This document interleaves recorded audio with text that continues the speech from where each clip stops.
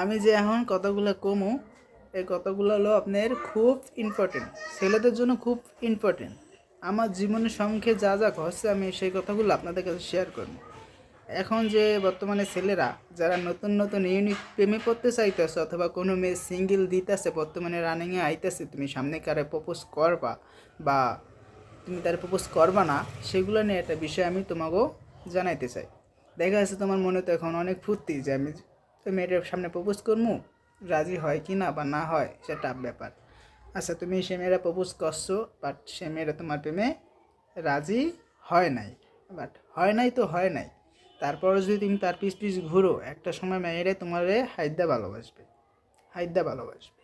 হাইদ্যা ভালোবাসার পর তোমার সাথে এরকম নাটক করবে যা তুমি জীবনও ধরতে পারবে না। একটা সময় তুমি দেখবে কি জানো, সব দোষ তোমার, আসলে সব দোষ তো তোমারই, সব দোষ তোমার না। তারপর তুমি কি করো, নেশা করো, ওটা করো, সেটা করো, তাই না? ওইটা করা যাইব না ভাই। আর মূল কথা যেটা, তুমি যদি মেয়েটারে ভালোবাসেই থাকো, সেটা নিজের মুখে বেশি প্রকাশ করতে যাবা না। বেশি প্রকাশ করতে গেলেই সমস্যা, কারণ মেয়েরা এটা পছন্দ করে না। কোনো ছেলে তারে বারবার ভালোবাসে ভালোবাসে ভালোবাসো ভালোবাসো বলতে বলতে ছেলে মেয়েটা বিরক্ত হয়ে যায়। এটা করা যাবে না, ঠিক আছে? মেয়েদের শুধু শাসনে রাখতে হবে, বেশি ভালোবাসা যাবে না, তাহলে কিন্তু সমস্যা।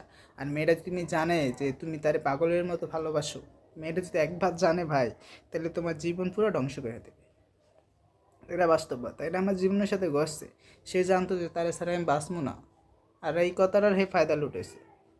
তাই ছেলেদেরকে আমি বারবার করে বলতেছি যে যদি কোনো মেয়েরে ভালোবেসে থাকো অথবা নতুন রিলেশনে যাবা, এটা অনেক সময় ফেস করবা, যে আমার কথাগুলো মনে রাখার চেষ্টা করবা যে বেশি ভালোবাসো, তারে বুঝতে দেবা না। বুঝতে যদি সে পারে একবার যে তুমি তারা পাগলের মতো ভালোবাসো, তাহলে কিন্তু তোমার জীবন শেষ।